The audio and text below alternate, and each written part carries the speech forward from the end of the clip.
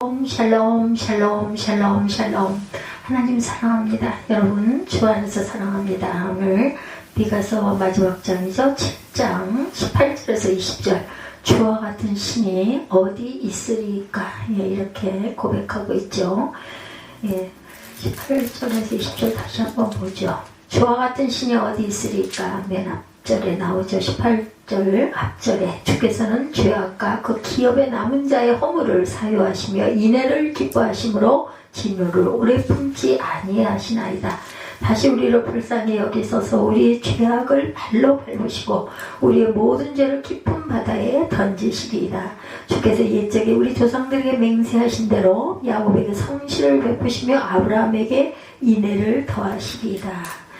선지자는 이스라엘의 부패를 바라보면서, 예레미야 선지자죠, 아쉬움과 슬픔의 눈물을 흘리죠. 그런데 그의 눈에는 이스라엘의 멸망과 함께 미가입니다. 제가 새벽에 예레미야를 하다 보니까, 미가 선지자는 이스라엘의 부패를 바라보면서 아쉬움과 슬픔의 눈물을 흘리죠. 그런데 그의 눈에는 이스라엘의 멸망과 함께 새로운 예루살렘인 메시아의 나라가 보이는 거예요. 이것은 좌절에서 벗어날 수 있는 힘을 줍니다. 소망을 주죠.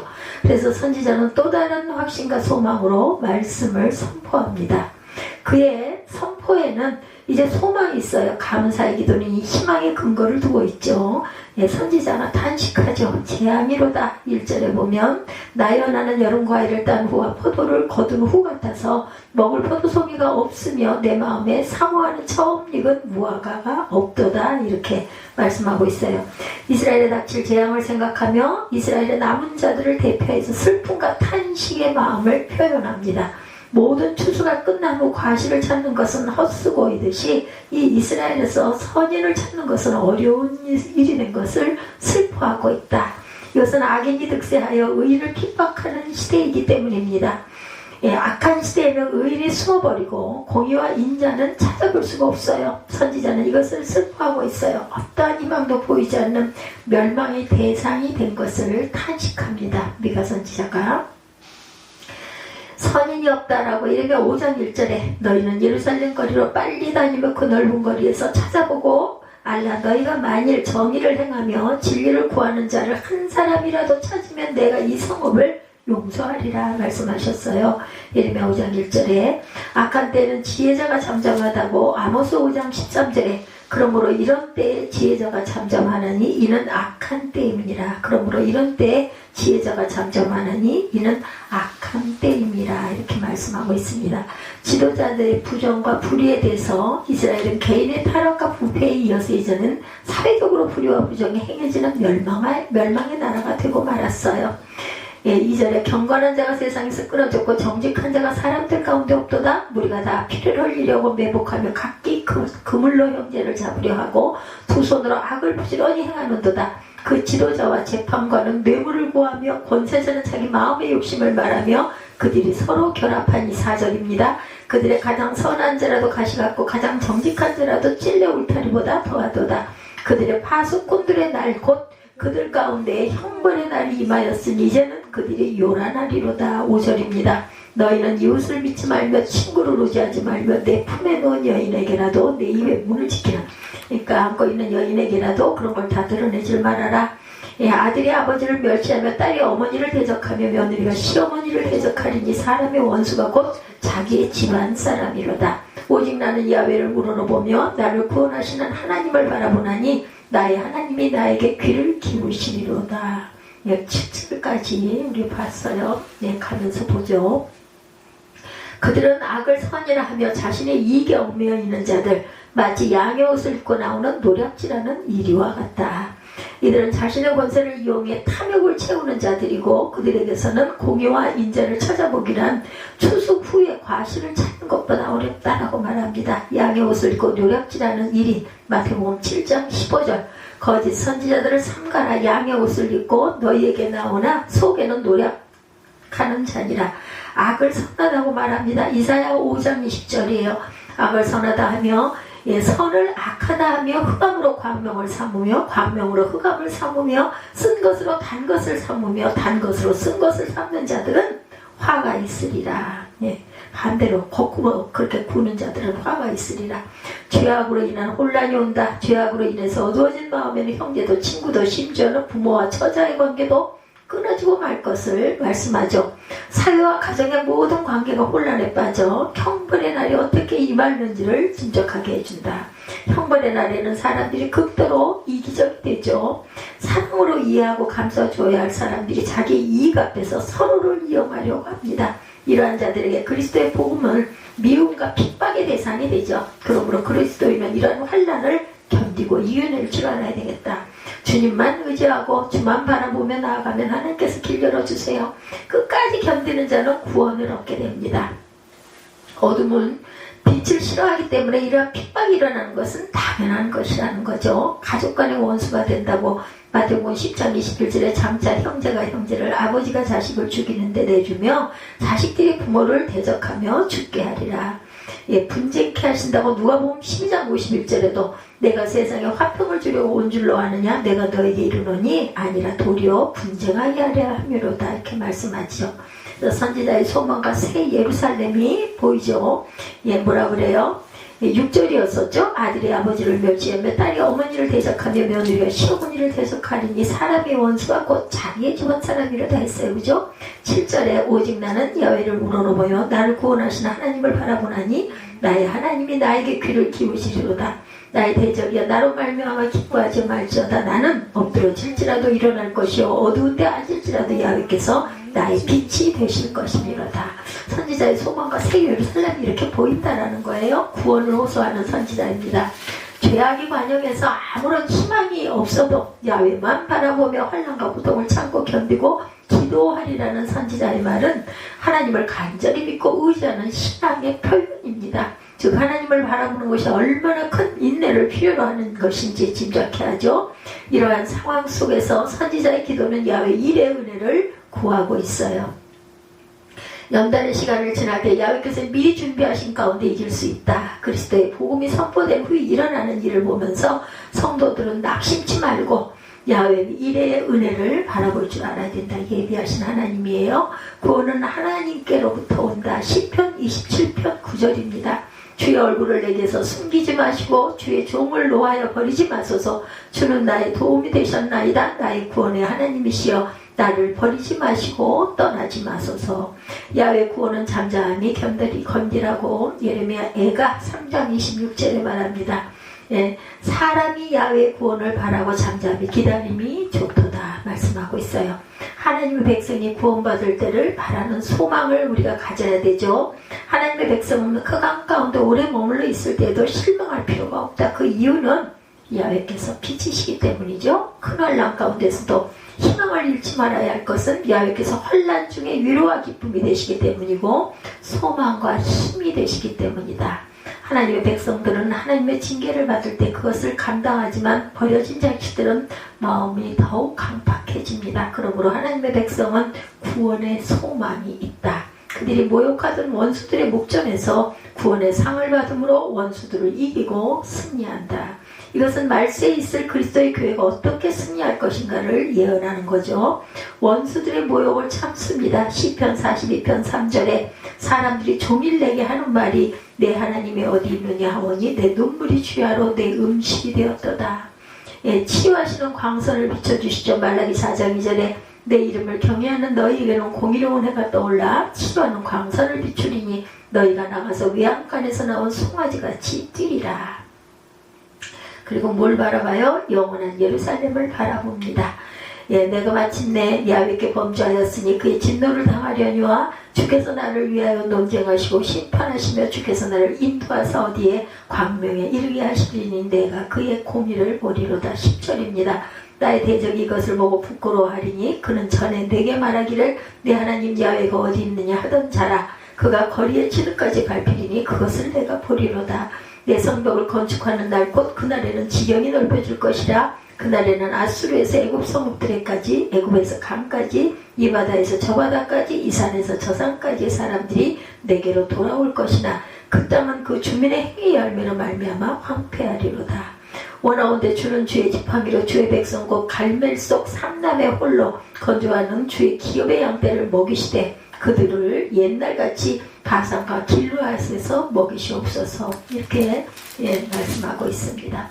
15절입니다. 이르시되 내가 애국 땅에서 나오는 날과 같이 내가 그들에게 이적을 보이리라 하셨느니라. 이르되 여러 나라가 보고 자기의 세력을 부끄러워하여 손으로 그 입을 막을 것이요 귀는 막힐 것이며 그들이 뱀처럼 티끌을 핥으며 땅에 기는 벌레처럼 떨며 그 좁은 구덩에서 나와 두려워하며 우리 하나님 야훼께로 돌아와서 주로 말미암아 두려워하리이다. 그리고 이제 오늘 본문이죠. 주와 같은 신이 어디 있으리까 말씀하고 있어요.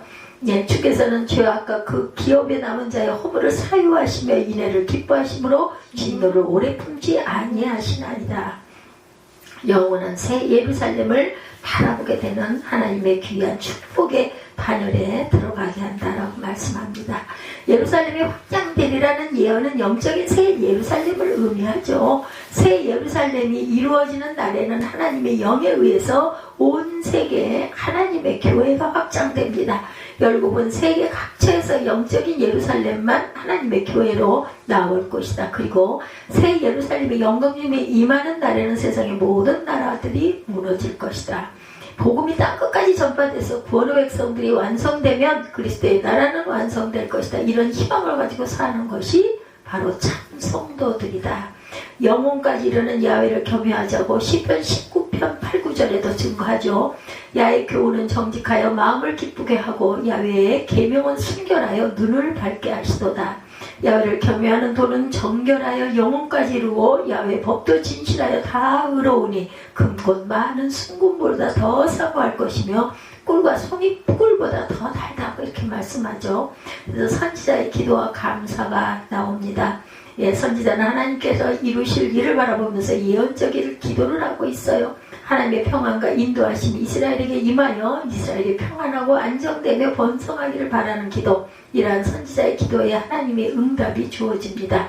이스라엘을 애국에서 구원하셨던 구원 사건이 다시 이스라엘에게 임하게 되리라는 이러한 구원의 사건은 누구를 통해서? 그리스도를 통해서 이루어질 것이다. 그리스도께서 구원을 이루며 그의 나라를 완성하실 때 악한 자들이 그들의 이웃을 경고히 하고 반항하겠지만 주로 인하여 굴복하고 두려워하게 될 것이다. 그래서 이스라엘이 안전히 거한다고 에스겔 34장 25절에도 내가 또 그들과 화평의 언약을 맺고 악한 짐승을 그 땅에서 그치게 하리니 그들이 비인들의 평안히 거하며 숲을 가운데서 잘지라. 열방이 놀랍니다. 이사야 52장 15절에 그가 나라들을 놀라게 할 것이며 왕들은 그로 말미암아 그들의 입을 봉하리니 이는 그들이 아직 그들에게 전파되지 아니한 것을 볼 것이요 아직 듣지 못한 것을 깨달을 것입니다. 그래서 선지자의 감사의 노래가 이뤄지죠. 18절이죠. 주와 같은 신이 어디 있을까? 주께서는 죄악과 그 기업에 남은 자의 허물을 사유하시고 인애를 기뻐하심으로 진노를 오래 품지 아니하시나이다. 다시 우리를 불쌍히 여기셔서 우리의 죄악을 발로 밟으시고 우리의 모든 죄를 깊은 바다에 던지시리이다. 주께서 옛적에 우리 조상들에게 맹세하신 대로 야곱에게 성실을 베푸시며 아브라함에게 인애를 더하시리이다. 하나님의 사랑과 자비에 감격한 미가 선지자는 오직 야훼만이 참 신이라는 것을 강조하며 기쁨으로 찬송합니다. 미가 선지자는 메시아로 인해 성취될 구원의 일들을 완전한 승리를 바라보며 기쁨의 노래를 하고 있어요. 오직 그리스도만이 모든 구원의 일들을 감당하실 수가 있다. 메시아가 베들레헴에서 탄생하실 것임을 예언한 미가 선지자는 재림으로 완성될 메시아의 영원한 나라와 그의 완전한 승리를 노래하며 예언을 마치고 있어요. 현실의 암울함을 딛고 일어선 신앙 선진의 올바른 모습임을 우리가 알아야 되겠습니다. 모든 신보다 높으신 하나님, 시편 135편 5절에 내가 알거니와 야훼께서는 위대하시며 우리 주는 모든 신들보다 위대하시도다. 하나님의 지혜는 깊다고 로마서 11장 33절입니다. 깊도다. 하나님의 지혜와 지식에 풍성하며 그의 판단은 헤아리지 못할 것이며 그의 길은 찾지 못할 것이로다.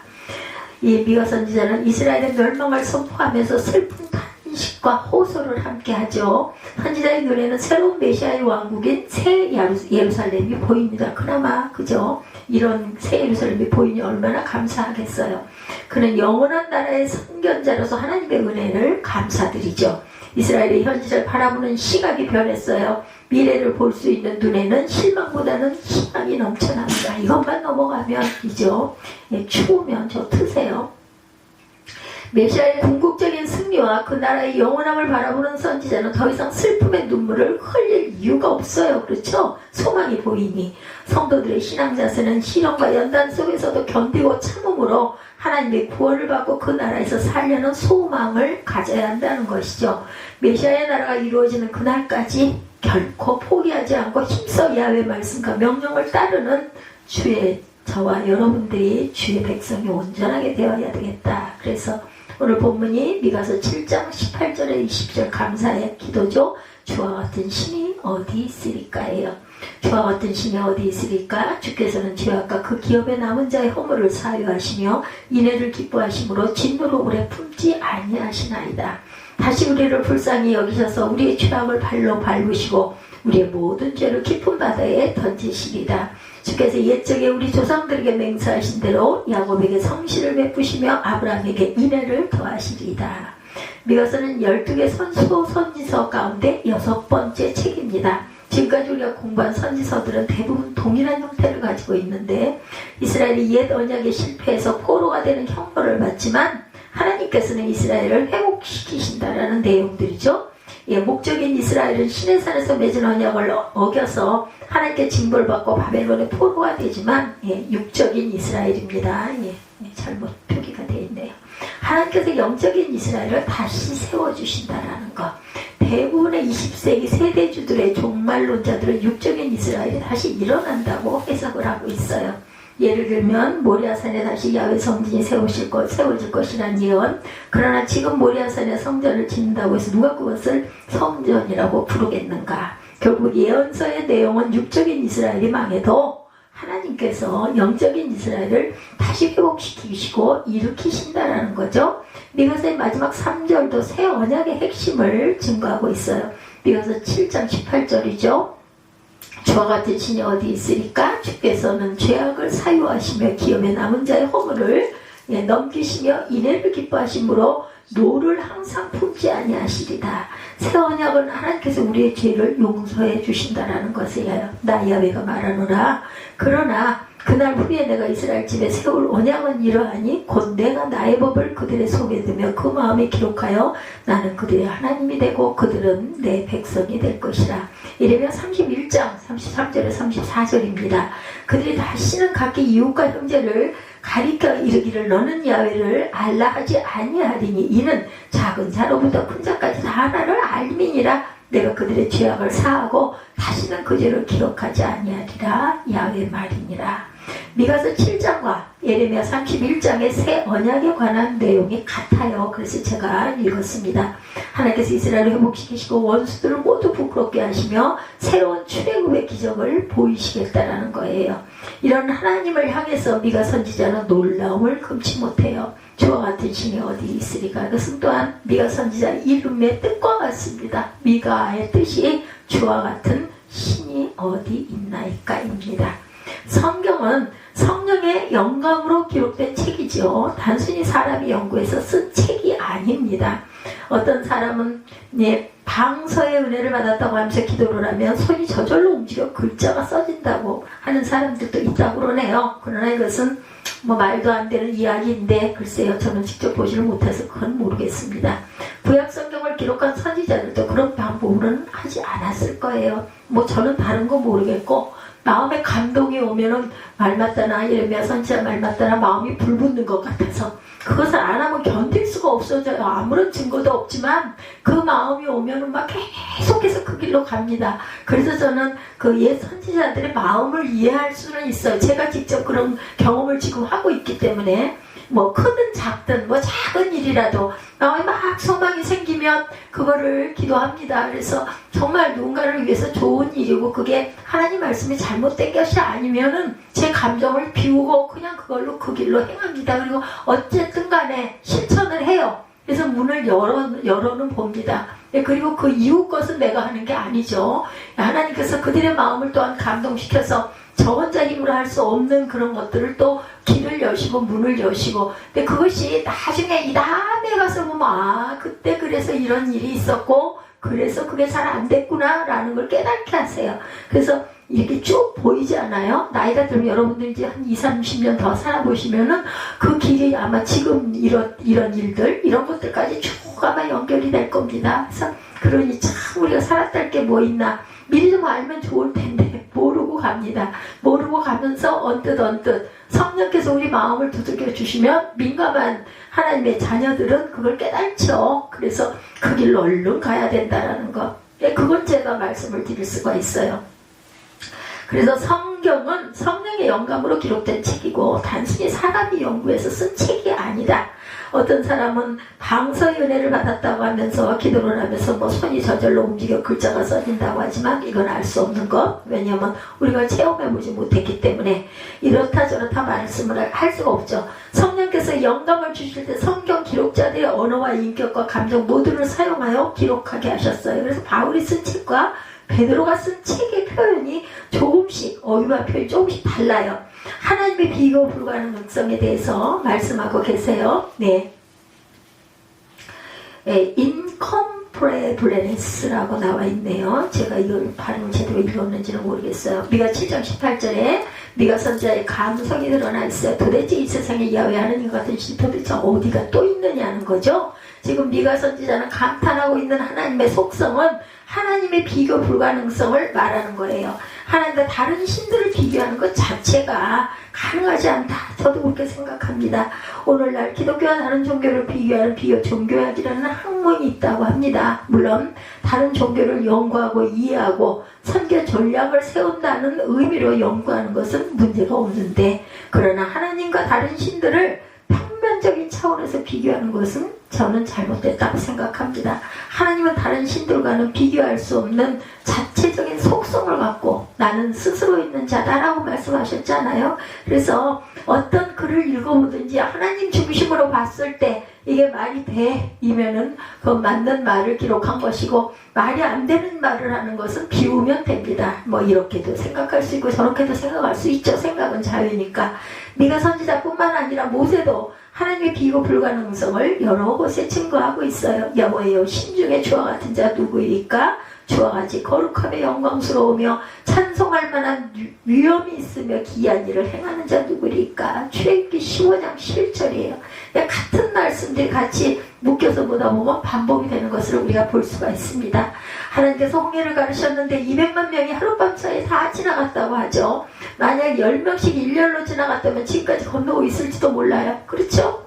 시간으로 보면 몇천 명, 몇만 명씩 지나갈 수 있을 만큼 홍해를 가르셔서 200만 명이 하룻밤 사이에 다 건널 수 있었던 것, 이것을 애국 군대가 보고 따라 들어갔는데 하나님께서 어떻게 했어요? 다시 홍해를 닫으시죠? 그 모든 물에 빠져서 죽게 합니다. 뭐 사람이 할 필요가 없어. 그냥 물이 범람해가지고 물에 빠져서 다 매장을 시켜버리죠. 이것을 본 모세가 도대체 야훼 같은 신이 어디 있느냐라고 고백하는 것. 우리는 어쩔 수 없습니다. 눈이 있기 때문에 눈으로 보고 거기에 놀랄 수밖에 없는 거죠. 영의 세계에서는 영으로 바라보는데 우리는 육이기 때문에 눈으로 보는 것을 보고 이렇게 놀랄 수 있게 놀라게 되었다라는 겁니다. 이것을 애국 군대가 보고 따라 들어갔는데 홍해를 합쳐서 물에 빠진 걸 보고 모세가 그 고백을 합니다. 또 모세는 죽기 직전 신명기 33장 26절에 이스라엘 자손들을 축복하면서도 그렇게 말해요. 신명기 33장 26절 보면 여수룬이여 하나님 같은 자 없도다. 그가 너를 도우시려고 하늘을 타시고 궁창에서 위엄을 나타내시는도다. 이렇게 말합니다. 여수룬은 내 의로운 백성이라는 의미예요. 여수룬이요 할 때 내 의로운 백성, 내 의로운 아들 딸들아, 이스라엘의 애칭입니다. 그러니까 이스라엘에게 하나님 같은 분은 없다고 말하는 거예요. 여수룬. 하나님을 다른 귀신, 잡신과 비교하지 말아야 한다. 그들은 비교 대상이 될 수도 없다. 비교도 비슷해야지 비교할 수준도 안 되는데 무슨 비교를 하겠는가인 거죠. 미가 선지자가 예언하던 시대는 요담, 아하스, 히스기야 왕 때죠. 요담과 아하스는 16년을 통치했고 히스기야는 29년을 통치했어요. 그런데 요담 히스기야 때는 아니더라도 아하스 시대 16년은 계속해서 예언했을 것입니다. 그런데 아하스는 유다 왕 중에 가장 악한 왕이었어요. 성전문을 닫아버리고 야훼 하나님을 섬기는 그릇들을 다 창고에다 집어넣어버립니다. 그리고 하나님께 제물 드리는 제단이 있던 곳에 다메섹 귀신을 숭배하는 제단을 갖다 놓고 제사를 드렸어요. 겁이 안 났을까요? 두렵지 않았을까요? 그리고 바알을 숭배하고 흰농골짜기에 자기 자식들을 불에 태우면서까지 귀신들을 숭배하죠. 몰록신이죠.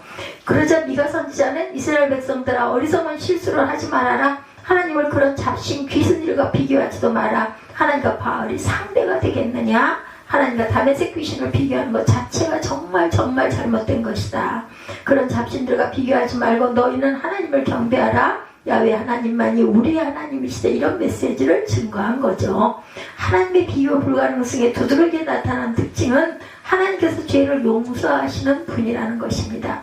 긍휼을 기뻐하고 인애를 기뻐하시는 하나님입니다. mercy이죠. 이 세상의 종교는 둘 중 하나입니다. 사단이 만들었거나 인간이 부패한 영혼이 만든 것이라는 겁니다. 인간의 부패한 영혼, 사단 아니면 인간의 부패한 영혼. 그런데 사단에게도 없고 인간의 부패한 영혼에도 없는 것이 바로 긍휼, 자비라는 거예요. 긍휼과 자비. 세상의 종교는 다 겁을 줘요. 두려움을 줘서 벌받지 않으려면 자신을 섬기라고 말합니다. 제가 어렸을 때 집에 못도 한 번도 박지 못했어요. 저 그거 기억합니다. 집에 못을 박으면 뭐 삼신할머니가 노하셔서 집신이 노해가지고 눈에 핏발이 서게 한다 이런 여러 가지 그 얘기들이 있었어요.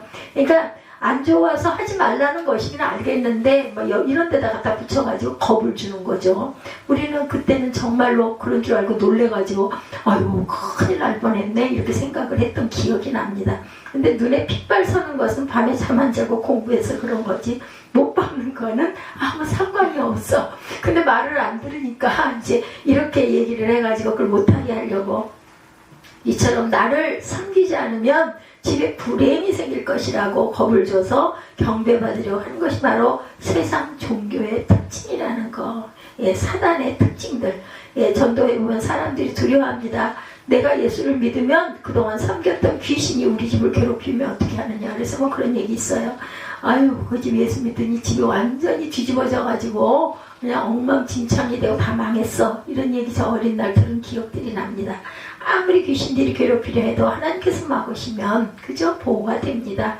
그래서 우리가 우리 힘으로 할 수 없는 거 아까도 우리 함께 같이 말씀으로 대화를 나눴지만 우리가 할 수 있는 건 정말 얼마 안 돼요. 앞으로 알 수가 없어. 무슨 일이 일어날지 내일 무슨 일이 일어날지 우리 이 밤이 지나고 나서 무슨 일이 일어날지 우리 아무도 몰라요. 다만 내일은 이런 걸 해야지 하고 계획만 할 뿐이죠. 그리고 그것을 무사히 아무렇지도 않게 하면 아유 오늘 할 일과를 다 했네 이렇게 이야기합니다.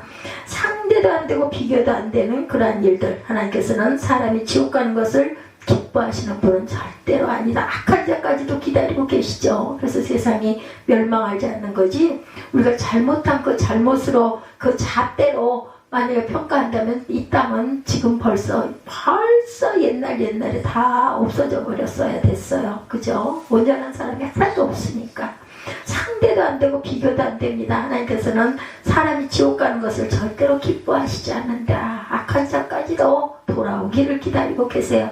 성경에 예수를 믿지 않으면 지옥 간다고 말한 것은 현실을 알려주는 것이다. 근데 아무리 큰 죄로 말미암아 멸망하고 지옥 갈 사람도 예수만 믿으면 너무 간단하지 않아요? 그래서 오히려 더 신뢰하지 않는 것 같아요. 아니 내가 예수님을 믿는다고 하면 되지 다 없어진대. 그리고 천국이 주어진대. 정말 이상하잖아. 그 정도로 그 모든 그 죄가 다 없어져. 말 한마디 하면 그게 되는 거냐. 중심을 모시는 하나님이시죠.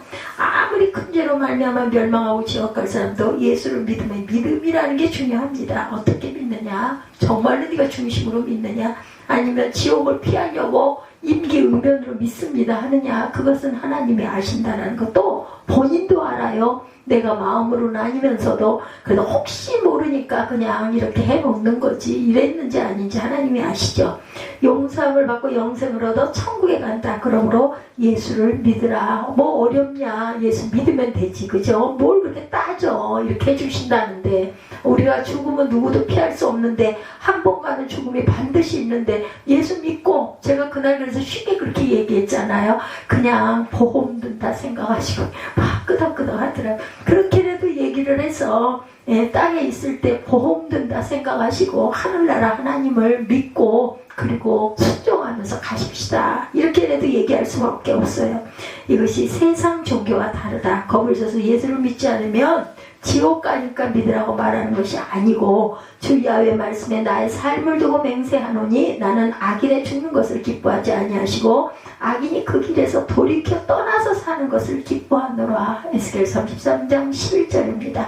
에스겔 18장 32절에도 동일한 내용. 하나님께서는 사람의 죄 용서하기를 기뻐하신다. 회개하는 것을 바라보고 기특해 하시죠.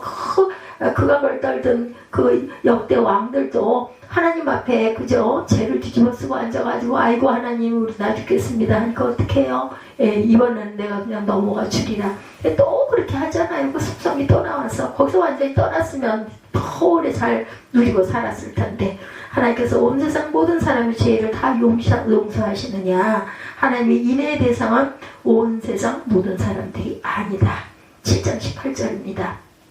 주와 같은 신이 어디 있으리까? 주께서는 죄악을 사유하시며 그 기업의 남은 자의 허물을 넘기시며 인애를 기뻐하시므로 노를 항상 품지 아니하시나이다. 누구의 허물을 넘기신다고요? 기업의 남은 자의 허물을 넘기신다. 이것은 신약의 용어로 보면 성부 하나님의 택하신 자를 가리키고 있습니다.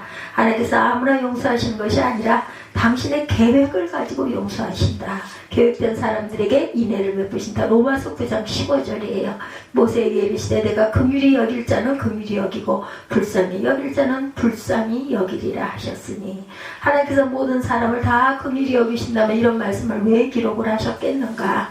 하나님께서 긍휼히 여기는 사람이 있고 긍휼을 베풀지 않는 사람도 있기 때문에 이런 말씀이 기록되어 있다는 거죠. 긍휼히 여길 자를 긍휼히 여기고 불쌍히 여길 자를 불쌍히 여기리라 하셨으니. 네, 그래서 이게 어떤 사람들이 이것을 굉장히 아주 기분 나쁘다, 왜 차별을 두느냐고 하나님께 따진다고 그러죠. 이것은 주제 파악이 되지 않아서라는 것이에요. 어떤 사람은 긍휼히 여기시고 어떤 사람은 긍휼히 여기지 않는 것은 하나님의 주권이에요. 만든 자가 토기를 그죠? 귀한 그릇으로 만들든지 오지 그릇으로 만들든지 그것은 하나님이 선택할 부분이지 우리가 이랬다 저랬다 얘기할 부분이 아니죠. 또 그렇다고 해서 천한 그릇이라고 잘 안 쓰이는 게 아니라 오히려 천한 그릇을 더 많이 쓰기도 하잖아요. 우리도 보면은 예쁜 그릇 예뻐서 놓고는 너무 비싸고 귀해가지고 잘 못 쓰죠. 쳐다만 보고. 근데 또 쳐다만 봐도 이쁜 것도 있기는 합니다. 그래서 각기 나름대로의 쓸모가 있다는 거. 토기장이가 진흙안덩이로 하나는 귀에 쓸 그릇을 하나는 천이 쓸 그릇을 만드는 권한이 없느냐. 로마서 9장 21절이에요. 근데 제가 항상 깜짝 놀라는 것은 이런 게 그냥 몸에 배어서, 성경 말씀이 그냥 몸에 배어서 그냥 준비하지 않아도 그냥 말할 수 있도록 이 세월을 오면서 하나님께서 주신 하나의 은혜입니다. 토기장이도 진흙안덩이로 하나는 귀에 쓸 것을 하나는 천이 쓸 것을 만드는데 하나님께서 그럴 권한이 없겠느냐. 있잖아요. 그죠? 뭐 내 거 갖고 내가 내 맘대로 하겠다는데 무슨 상관이야. 우리 세상에서 그런 얘기 많이 하지 않습니까? 하나님보다 더 똑똑한 사람은 인생은 없다. 우리가 아무리 똑똑해도 피조물이기 때문에. 또 이사야가 이스라엘에 관하여 외치되 이스라엘 무자손의 수가 비록 바다의 모래 같을지라도 남은 자만 구원을 얻으리라. 로마서 9장 27절입니다. 수가 바다의 모래 같아도 남은 자만 구원을 얻으리라는 것이 이사야 선지자의 예언이고 바울이 로마서에 다시 쓴 확증이라는 거에서 신구약이 뭐다? 한 짝이다 라고 이야기를 합니다. 그래서 구약과 신약을 다 아우러서 하면 혼자 하기 어려우면 서로 나눠서라도 증거하고 전하면서 이 교회가 자라가고 우리 성도들이 자라가게 해야 한다. 하나님의 인애와 긍휼은 아무한테나 베푸는 것이 아니라 하나님께서 누구에게? 택한 자에게 베푸시는 은혜다. 그 택한 자는 하나님의 마음이에요. 왜 야곱을 외에서는 이런 얘기를 할 필요가 없다. 하나님께서 택한 자에게 인애와 긍휼을 베푸시는 것은 세상을 창조하기 전에 이미 계획해 놓으신 것이다. 이것을 가리켜서 하나님의 구속 언약이다 이렇게 말하죠. Covenant of Redemption이라고 합니다. 주께서 옛적이 우리 열조에게 맹세하신 대로 야곱에게 성실을 베푸시며 아브라함에게 인애를 더하시리라. 7장 20절이죠. 여기서 옛적이라는 단어는 미가서 5장 2절에도 나와요. 베들레헴 에브라다야 너는 유다 족속 중에 작을지라도 이스라엘을 다스릴 자가 내게서 내게로 나올 것이라. 그의 근본은 상고에 태초에 있었느니라 라고 말씀하세요. 5장 2절에 태초라는 말은 영원이라는 의미를 갖고 있죠. 하나님께서 영원전에 택한 자들을 구원하시고 그들의 죄를 용서하시기로 맹세하셨다. 영원전에 인간을 창조하기도 전에 벌써 인간의 타락을 보신 거예요. 그렇게 될 것이라는 걸 아셨다는 거죠. 그리고 부패한 인류 가운데 구원할 자를 미리 또한 예정해 놓으셨다. 어떤 우리 일어날 일이 있을 때 우리는 어쩔 수 없을 때 이렇게 해야지. 우리도 그러지 않습니까? 이런 생각까지 합니다. 어떤 분은 예정이라는 단어만 나오면 막 화를 내는 분도 계시다고 그러네요. 하나님께서 예정하신 것이 무엇을 그렇게 잘못한 건지 알 수가 없다라는 것. 구속 언약은 영원전 삼일체 하나님 사이에 맺어진 언약이라는 것. 그런 걸 너무나 뜯고 탓하고 그렇게 그냥 깨고 들어가고 부시고 들어가고 그래서 그냥 말씀을 막 정말 이상하게 그렇게 만들 필요 없습니다. 말씀에서 오는 은혜대로 조금 더 발전해 나아가서 추석 그죠? 그 내용의 의미를 파악해 놓은 그거 정도만 알면 되지 뭘 어디까지 파고 들어가 그거 하면 글자 단어 하나를 가지고 막 들어가가지고 수천 개 말씀을 만들 수도 있다 하는데 그런 분은 또 그런 분대로 하나님이 주신 달란트이면 그러시겠죠. 그래서 저는 그렇게 생각하지 않습니다. 그냥 알 수 있는 만큼 내게 주신 분량 안에서 그것도 다 소화하지 못해요. 다 자꾸 잊어버리지 않습니까? 또 보고 해도 그래서 전 좋은 것 같은데요. 자꾸 보면 보는 대로 내 나이에 맞게 또 이해가 더 많이 가기도 하고 감동이 더 오기도 하고 그래서 성경은 진리의 말씀이라고 저는 생각을 합니다. 그래서 그날 제가 발인 때도 말씀을 드렸지만 내가 얘기를 하는 게 아니라 성경 말씀을 그냥 나는 그대로 전하는 거지 내가 뭘 알아서 아무것도 몰라. 다만 전하면서 내 마음에 감동이 오는 걸 그냥 표현을 해요. 그게 그냥 저는 제 설교입니다. 성부 하나님은 타락한 인류 가운데 구원할 자를 택하시고 성자 예수님에게 택한 자를 주셨어요. 그리고 성자 예수님은 육신을 입고 세상에 내려와 피를 흘려서 택한 사람들의 죄값을 갚아주셨다. 그 택한 사람이 누구예요? 저와 여러분이에요. 하나님을 믿는 예수를 믿는 자들이 바로 택정한 자들이라는 거죠. 또 누구도 될 수 있죠. 우리가 모르는 누구도 되고 근데 믿는 자들은 주변에 믿는 자들이 자꾸 많이 함께 모여서 그래서 저는 참 그 말씀을 좋아해요. 정말 한 영혼이 천하보다 귀하다는 거.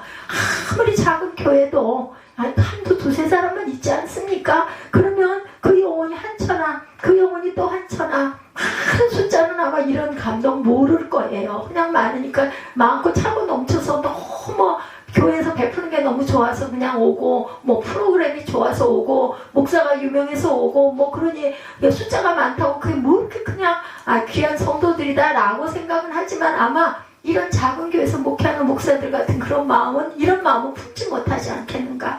아이고 세 영혼 천하보다 귀한 영혼이네. 천하가 얼마나 넓고 커. 근데 그 천하가 셋이 모였어. 천하가 넷이 모였어. 그래서 예수님께서 너희 두세 사람이 내 이름으로 무엇이든지 구하면 구하라 내가 주시리라고 말씀하셨구나. 이때 이런 일들이 일어나고 이렇게 조그만 교회들이 일어날 걸 아시고 너희 두세 사람이 내 이름으로 모인 그곳에 내가 있으리라. 무슨 문제 놓고 기도할 때 그래서 두세 명은 되지 않아요? 근데 누구의 이름으로? 예수의 이름으로 기도하면 내가 그걸 듣고 내가 이루어 주리라고 약속을 하셨구나. 이때를 아시고 그게 얼마나 감사한가. 너희 100명이 있어야 돼. 너희 200명이 있어야 돼. 최소한 5,000명은 돼야지 내가 그곳에 있을 거야. 그러셨으면 우리 이렇게 예배할 수 없지 않겠어요? 그래 얼마나 감사할까. 마지막으로 성령님은 택한 자들의 영혼의 역사에서 거듭나게 하신다. 하나님께서 이 구속 언약을 택한 백성에게 점진적으로 보여주셨어요. 그래서 아담이 타락했을 때도 앞으로 여자의 후손이 와서 택한 자를 구원할 것이라고 말씀하고 아브라함에게도 내 씨로 말미암아 천하 만민이 복을 받을 것이라고도 말씀합니다. 다윗에게도 내 씨가 영영이 다윗의 보좌에 앉아 내 백성의 목자가 되리라고도 말씀하셨어요. 이런 구속 언약을 창세전에 계획하시고 점진적으로 택한 백성에게 보여주시고 맹세하셨다. 양의 큰 목자이신 우리 주 예수를 영원한 언약의 피로 죽은 자 가운데서 이끌어내신 평강의 하나님이라고 히브리서 13장 20절에 증거합니다. 예수 그리스도께서 피 흘려 죽으신 것도 영원한 언약 때문이고 죽은 자 가운데서 부활하신 이유도 영원한 언약 때문이라는 거예요. 예, 친례교회 위대한 스펄전 목사님이 영원한 언약의 피라는 제목으로 히브리서 13장 20절에서 참으로 놀라운 진리를 증거했다고 합니다. 하나님께서 영원한 언약에 따라 예수님을 이 땅에 보내시고 피를 흘리셨고 죽은 자 가운데서 부활시키신 것이다. 하나님께서 영원한 언약에 따라 택한 자에게 죄사함과 인애와 긍휼을 베푸시겠다고 맹세하시고 구원하시는 것이기 때문에 구원받은 사람에게는 구원받을 이유나 조건이나 업적이나 공로가 아무것도 없다. 아무 상관없다. 그죠? 은혜로 구원을 받은 거야. 공로가 얼마나 대단해서 아니면 얼마나 착해서 어떤 뭔가를 많이 이루어서 절대 아니다. 은혜로 아무런 그런 대가 없이 은혜로 구원받았다. 하나님께서 독생자의 예수의 피값을 치렀지만 우리는 공짜로 받았으니 얼마나 감사하냐. 그렇기 때문에 또한 공짜로 섬기고 공짜로 전해야 된다라는 거. 내가 받았으니까 내가 받은 은혜를 누군가 믿지 않는 자, 모르는 자, 아직 깨닫지 못하는 자를 위해서 늘 우리는 기도해야 된다. 중보기도가 이래서 좋은 겁니다. 하나님께 헌금도 하는 것도 그래서 감사합니다 하고 이 헌금이 귀하게 쓰게 하여 주옵소서 하고 하는 거죠. 헌금을 내서 천국에 가려면 1조 원을 내도 못 가요. 그죠? 우리에게 지옥 가서 영원한 영광을 받을 자격은 있어요. 그러나 천국 갈 자격이나 권리는 없는 것이다. 죄를 지어가지고 영광을 받을 자격은 있는데 천국 갈 자격은 없어. 단 한 가지, 하나님이 세상을 이처럼 사랑하사 독생자를 주셨으니 그를 믿는 자에게만 천국 갈 기회를, 천국 티켓을 주셨다는 것. 그것을 믿는 자에게 믿으면 됩니다. 믿으면 영원전 하나님께서 언약을 맺으시고 택하신 영혼들이 예수를 믿게 된 것이라는 것. 이처럼 하나님은 언약의 자비가 있기 때문에 아무리 큰 죄인이라도 구원의 소망이 있는 것이다. 99% 믿는데 1%만 안 믿는 사람들을 죽을 때까지 안 믿더랍니다. 어떤 분이 열심히 평생을 전도했는데 보니까요, 99%는 믿는데 1% 안 믿는 사람들은 죽을 때까지. 얼마나 안타까워요. 그죠? 근데 그 가운데 정말 안 믿을 것 같은 사람도 하나님께서 구원의 은혜를 베푸시면 믿는 것. 도끼로 사람을 죽인 사람 여러분들 아십니까? 고재봉, 김대두 이런 사람들이 감옥에 들어가서 성경을 읽다가 예수를 믿고 완전히 변해서 감옥에 있는 사람들을 다 전도하다가 결국 사형을 당하죠. 결국 죄를 지었으니까 그 기간 동안 사는 기간 동안 전도를 그렇게 열심히 하다가 결국은 사형을 당했어요. 우리 이렇게 가망 없을 것 같은 사람에게도 구원의 소망이 있다는 것을 우리 눈으로 판단해서는 절대로 안 됩니다. 저 사람도 언젠가는 그죠? 몇십 년 전에 그럴 일이 있을 줄 알고 오늘날 이렇게 될 줄 알고 하나님께서 우리를 지으시고 낳으시고 이 부모와 자녀의 관계 아니면 배우자의 관계를 맺게 하셨을 줄 누가 알았겠느냐는 거예요. 근데 결론은 이만큼 와보니까 이렇구나입니다. 그러므로 우리는 전도하고 선교도 하는 것이다. 하나님께서 베푸시는 인애의 내용은 어떤가? 하나님께서 택한 자의 인애를 베풀어 주시는 그 내용은 두 가지. 첫째, 죄를 용서하시고 의롭다함을 주시는 칭의의 은혜죠. 그렇습니다. Justification Grace. 하나님의 택한 자를 예수 믿고 죄를 용서받는다. 주와 같은 신이 어디 있으리까? 오늘 보면 18절이죠. 그래서 죄악을 사유하시며 기업에 남은 자의 허물을 넘기시며 그 다음이죠. 인애를 기뻐하심으로 노를 항상 품지 아니하시리라. 하나님께서 베푸신 인애입니다. 죄악을 사하신다는 동사의 히브리어는 라사인데요. 라사. 죄악을 사하신다라는 히브리어 그 동사 라사인데 이것은 죄짐을 들어 올리는 뜻을 가지고 있다고 그래요. 그래서 히브리어를 잘 알면 해석을 하는데 굉장히 도움이 됩니다. 들어 올려서 어깨에 메고 씨름 선수가 하듯이 확 넘긴다고 그래요. 이것이 사하신다는 히브리어 동사의 의미 참 참 죄가 많죠. 우리 모두가. 여러분은 죄 없으신 표정으로 앉아있지만 저는 죄짐이 엄청나게 커서 아무리 들려도 미동도 하게 들려지지가 않는 그런 무거운 죄짐들을 가지고 있다. 근데 예수께서 오시더니 내 죄짐을 잡아 어깨에 메시고 그것을 등 뒤로 던져버려서 어디로 날아갔는지 날아가 버렸다라는 거, 이것이 죄악을 사하신다는 것의 의미입니다. 예, 죄짐을 등 뒤로 아무리 무거운 짐도 휙 던져버리고 나니까 아무런 흔적도 없이 없어져 버렸다는 뜻을, 그 라사라는 뜻이 그런 뜻이라는 거죠. 그리고 허물을 넘기신다는 동사는 오베르입니다. 오베르. 예, 출애굽기 12장 23절에 사용되고 있어요. 어린 양의 피가 눈설주에 발라져 있으면 넘어간다. 패스오버, 이런 얘기 우리 많이 들어보셨죠. 하나님께서 택하신 자들의 죄짐을 그리스도에게 담당시키셔서 죄를 용서하시고 그 죄를 잊어버리신다. 그 죄 지은 것도 기억 떠나신다라는 말씀이 있죠.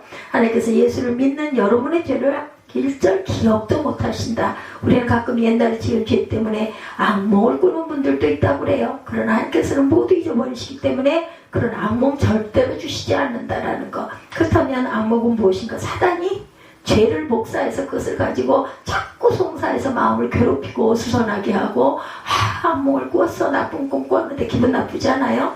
우린 그런 사단에게 미가 7장 18절을 붙들고 나사 예수 이름으로 명하노니 내 죄의 복사본을 가지고 와서 괴롭히는 사단아 물러갈지어다. 뭐 다른 거 아무것도 생각 안 나더라니까요. 제가 눈에 가끔 그 말씀드리죠. 사단아 물러가라. 예수의 피, 그냥 얼른 나오는 말, 그냥 뭐 어려운 말 언제 기억해. 그냥 입에 붙은 말, 그것도요 아무나 나오지 않아요. 무섭고 두려운데 그 생각이나 나겠어요. 근데 저는 그냥 벌떡 일어나면서 사단아 물러가라, 예수의 피 했어요. 그 이후로는 한 번도 그런 꿈을 꾼 적이 없습니다. 감이 어디라고.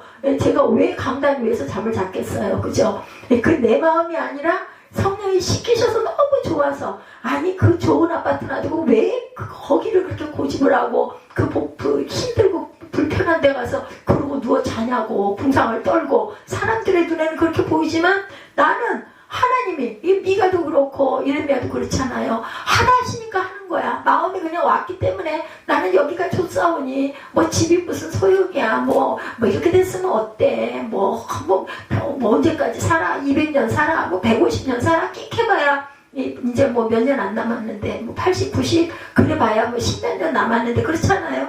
그러니 하나님이 하시는 대로 하는 것이 지혜롭고 현명하고 하나님 사랑입니다. 아무것도 그런다고 뭐 변한 거 없어. 뭐 나아진 거 하나도 없어. 그래도 하나님이 하시니까 하는 거예요. 뭐 얼마나 하겠어요. 우리가 해봐야 인생이.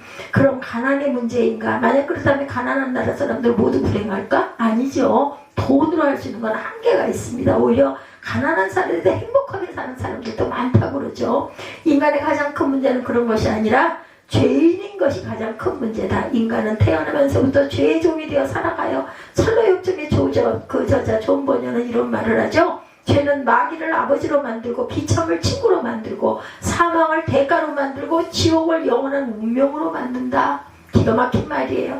이렇게 깨달았으니 그렇게 기가 막힌 명절을 만들 수 있었겠죠. 철로역정에서 번역.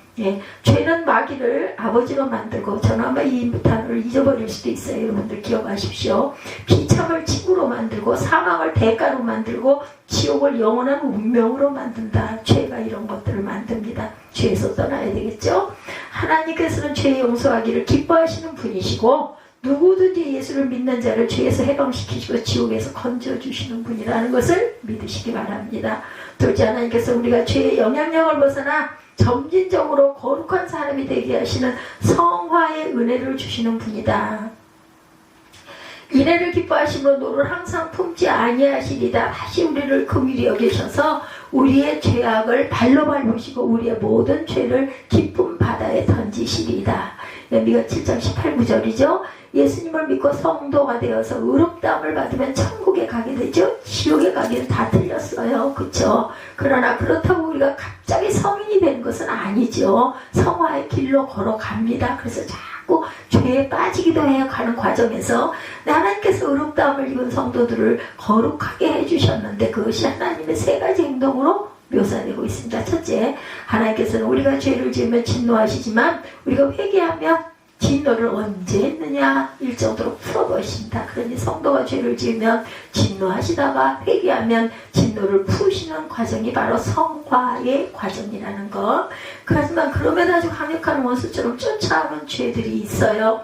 예, 한국 사람들이 가장 많이 빠지는 죄, 음란, 도박, 술, 담배, 예, 그런 것들 예수를 믿어도 쉽게 끊지 못하고 계속해서 따라옵니다. 그러나 이러한 죄들을 하나님께 맡기면 발로 밟아주세요. 그리고 쫓아오는 대군들은 깊은 바다에 빠뜨려 버리십니다. 뭐 성경에 나왔으니까.